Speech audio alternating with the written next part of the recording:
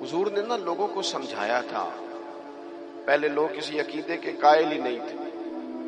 محبوب نے سمجھایا کہ دنیا مختصر ہے. حضور نے بتایا کہ مرنے کے بعد ہمارے لیے جو قبر ہے اس کو صرف ایک پہلو نہ سمجھ لینا، وہ گڑھا بھی ہے دوزخ کا لیکن وہ جنت کا بھاگ بھی ہے.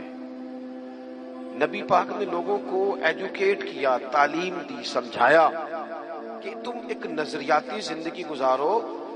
فقط یہ 50-60 سال ہی کل زندگی نہیں، یہ تو تمہیں بھیجا گیا ہے کام کرنے کے لیے، کاشتکاری کرنے کے لیے. مرنے کے بعد تم نے اس کاشتکاری کا پھل کاٹنا ہے. اب یہ تعلیم اتنی راسخ ہو گئی لوگوں کے دلوں میں، اور صرف لوگوں کو نہیں سمجھایا. وہ ہمارے ہاں پیران نظام یہ کرتے ہیں، لوگوں کہتے ہیں فقیر ہو جاؤ، فقیر ہو جاؤ، فقیر ہو جاؤ. لوگ فقیر ہوتے جاتے ہیں اور پیر صاحب امیر ہوتے جاتے ہیں. وہ مالدار ہوتا جاتا ہے، لوگوں کو فقر کا سبق پڑھاتا جاتا ہے. نبی پاک علیہ السلام نے لوگوں کو جب یہ کہا نا کہ زندگی چند روزہ ہے، تو یہ تعلیم لوگوں کو تو دی، لیکن اپنا حال یہ تھا. ایک وقت روٹی کھائی اور 3 وقت فاقہ کیا. محبوب نے چٹائی پر آرام فرمایا. حضور موٹے بان کی چارپائی پہ لیٹے، موٹے بان. اور حضرت عمر فرماتے میں تبن سخت تھا، لیکن حضور کی کمر پر جب میں نے چارپائی کے نشان دیکھے تو میں رو پڑا. یا رسول اللہ، اللہ کے دشمن اتنی موج میں ہیں اور آپ تو. حضور نے ایک تو یہ ہے نا کہ آپ کی پیار میں کوئی رو رہا ہے تو بندہ کہے کوئی نہیں بس حالات ایسے، نہ. محبوب نے نظریہ بیان کیا، نظریہ. فرمایا عمر تم پسند نہیں کرتے کہ وہ تھوڑی سی دنیا میں آسانی دیکھیں اور آخرت میں رسوا ہو جائیں، اور ہم دنیا میں تھوڑی سی مشکل دیکھیں اور آخرت کی ساری عزت اللہ ہمیں ہی عطا فرما دے. تو حضور تعلیم دیتے، سمجھاتے، قائل کرتے، دلیل دیتے، لوگوں کو سمجھ آتی. اور وہ پھر شعور اتنا بلند ہوا، اتنا بلند ہوا، اتنا بلند ہوا، یقین، علم الیقین تک سے شروع ہو کر عین الیقین تک پہنچا اور حق الیقین تک پہنچا کہ حضرت انس بن نضر رضی اللہ تعالیٰ عنہ احد کے میدان میں جب موجود تھے نا، تو جنت کی باتیں سن سن کے، وہ تعلیم لے لے کے، قلبی واردات اس طرح کی ہو گئی تھی کہ میدان احد میں کھڑے ہو کے لوگوں سے کہہ رہے تھے نہ ادھر جاؤ، ادھر واپس آؤ. مجھے تو احد پہاڑ کے دامن سے جنت کی خوشبو آ بھی رہی ہے، جنت کی خوشبو آ رہی ہے. تو تعلیم کا کچھ نہ تھوڑا سا سیکھنے کا ماحول بنائیں. ہمارے ہاں الجھنیں بہت زیادہ ہیں.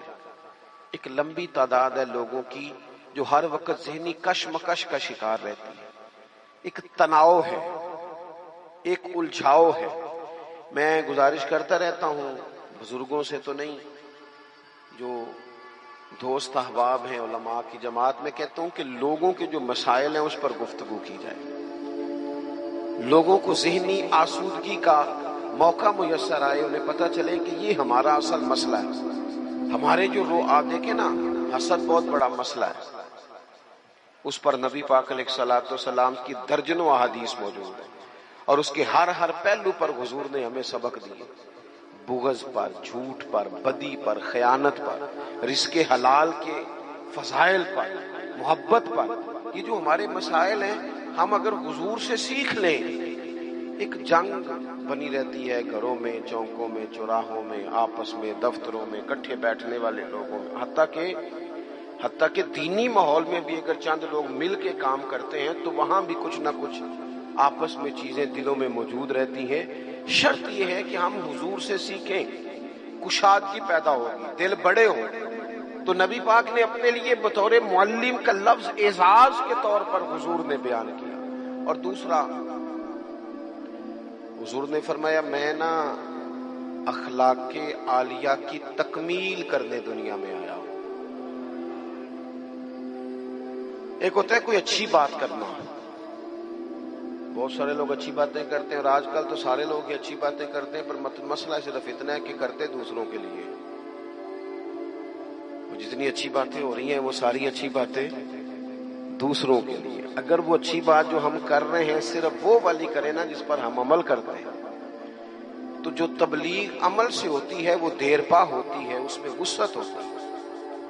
اللہ کے پیارے رسول صلی اللہ تعالی علیہ وسلم نے صرف اچھی بات نہیں کی، آپ توجہ کریں گے میری بات پر، حضور نے صرف ایسا نہیں کہ ایک اچھی بات محبوب نے کر دی، حضور نے وہ والی اچھی بات کی ہے کہ اس سے زیادہ اچھی بات ہو سکتی نہیں۔ اعلیٰ حضرت کہتے ہیں سارے اچھوں سے اچھا سمجھیے جسے ہے اس اچھے سے اچھا ہمارا نبی۔ ایک ہوتا ہے روٹین میں کوئی خیر کی بات کرنا، اور ایک ایسی بات کر دینا کہ پھر گنجائش باقی نہ رہے۔ نبی کریم علیہ السلام نے وہ خیر کی باتیں کی ہیں کہ مزید پھر گنجائش ہے کہ جو ہمارے یہاں مصیبت بن گئی ہے نا کہ ہم نے وہاں سے بھی سیکھنا ہے دانش، وہ ہمارے اسکولوں کالجوں کی دیواروں پر انگریزوں کے قول بھی لکھ دیے۔ تو میں کہتا ہوں کیا احادیث ساری یاد ہو گئی تھی بچوں کو؟ قرآن مجید کی آیات یاد ہو گئی تھی؟ اور کیا کوئی ایسی بات تھی جو حضور نے بیان نہ کی ہو جو آپ کو ادھر ادھر جانا پڑا؟ اللہ کے پیارے رسول صلی اللہ تعالی علیہ وسلم نے تکمیل کر دی اخلاق عالیہ، بلندی اخلاق جہاں تک جا سکتے تھے وہ ساری چیزیں حضور نے ہمیں دی ہیں۔ اخلاق کی کوئی ایسی بات نہیں جو رسول پاک صلی اللہ تعالی علیہ وسلم نے ہمیں نہ بتائی ہو، اور وہ باتیں ہمیں یاد بھی ہیں۔ بس مسئلہ یہ ہے کہ تقریریں، میں آج کل یہ دیکھتا ہوں کہ آپ آ جائیں گے، آپ یہاں بھی بیان کر دیں، آپ تھوڑا وہاں بھی کر لیں، تھوڑا وہاں بھی کر لیں، تو میں یہ اکثر کہتا ہوں دوستوں سے کہ اگر تو تقریریں ہیں فقط کانوں کی لذت کے لیے پھر تو سارا دن سنو، اور اگر عمل کے لیے ہے نا تو پھر میرا خیال ہے 20 منٹ اگر کسی نے کوئی بات سن رکھی ہے تو عمل کے لیے کافی ہے، وہ عمل کے لیے کافی ہے۔ وہ بزرگ ایک مثال دیا کرتے تھے کہ ایک شخص نے کسی مولانا سے سن لیا تھا، بعض اوقات لوگ کھیتوں میں قضائے حاجت کے لیے جاتے تھے پیشاب کرنے، تو کہا سخت جگہ پہ پیشاب نہ کرو، وہ اس لیے کہ پیشاب کے چھینٹے پلٹ کر کپڑوں پہ نہ آئیں۔ تو اس بیچارے نے وہ مسئلہ سن لیا، وہ صرف نعرے والا نہیں تھا نا، عمل والا تھا۔ اس نے پھر نہ اپنی رومال میں ریت باندھ کے کندھے پہ رکھ لیا، جہاں اسے قضائے حاجت کا موقع آتا وہ پہلے ریت رکھتا، اس میں وہ پیشاب کرتا تاکہ میرے کپڑوں کو۔ تو کسی نے کہا چل دوبارہ محفل میں جانا ہے، کچھ سننا ہے، تو کہنے لگا نہ بھائی بس، جو ایک مسئلہ سنا تھا اس کے لیے کندھے پہ ریت اٹھائے پھرتا ہوں۔ یہ ایک سادی بات ہے لیکن سمجھنے کے لیے ہے، اگرچہ آپ ہنسے پر سمجھنے کے لیے ہے نا، کہ جن کا عمل کرنے کا مزاج تھا وہ تو یہاں تک تھے، اور جن کا خیال یہ کہ اب دیکھیا ساڑی محفل ہوئی پھر راتی پھر آپ مزہ گیا ہے، او ہو کیا بھئی آپ نے اور میں نے یہی تو کام کیا ہے۔ نبی کریم نے بلند اخلاق سکھائے۔ ایک حدیث اگر میرے ملک میں نافذ ہو جائے نا، ایک، کتنی کہہ رہا ہوں؟ ہاں نہ نہیں کرتے آپ، ناراض ہیں؟ کتنی؟ ایک پہ عمل ہو جائے نا، ایک پہ بس، تو سارے مسئلے حل ہو۔ ایک بات، اور لمبی چوڑی نہیں، حضور کو جو اللہ نے جوامع الکلم عطا فرمائے ان میں سے ایک بات، اللہ کے پیارے رسول علیہ السلام نے فرمایا میرا مومن وہ ہے۔ اتنی بڑی بلند اخلاق کی بات ملے گی نہیں آپ کو۔ فرمایا میرا مومن وہ ہے جو اپنے لیے پسند کرتا ہے وہی اپنے بھائی کے لیے بھی پسند کرتا ہے۔ لو ختم ہو گئی بات۔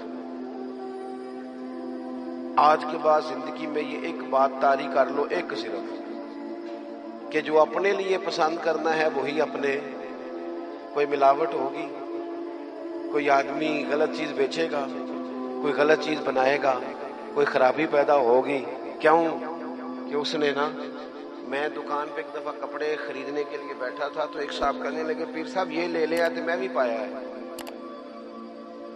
میں کیا سارے نو یو دیا کر جڑا آپ پانا ہے۔ دیکھو نا یہ کیا بات ہوئی، آپ کو پہچان ہے نا کہ یہ کپڑا ٹھیک ہے تو آپ باقیوں کو خرید، آپ مارکیٹ سے لے کے ہی وہی آئیں بس، جو آپ سمجھتے ہیں کہ یہ لوگوں کے لیے۔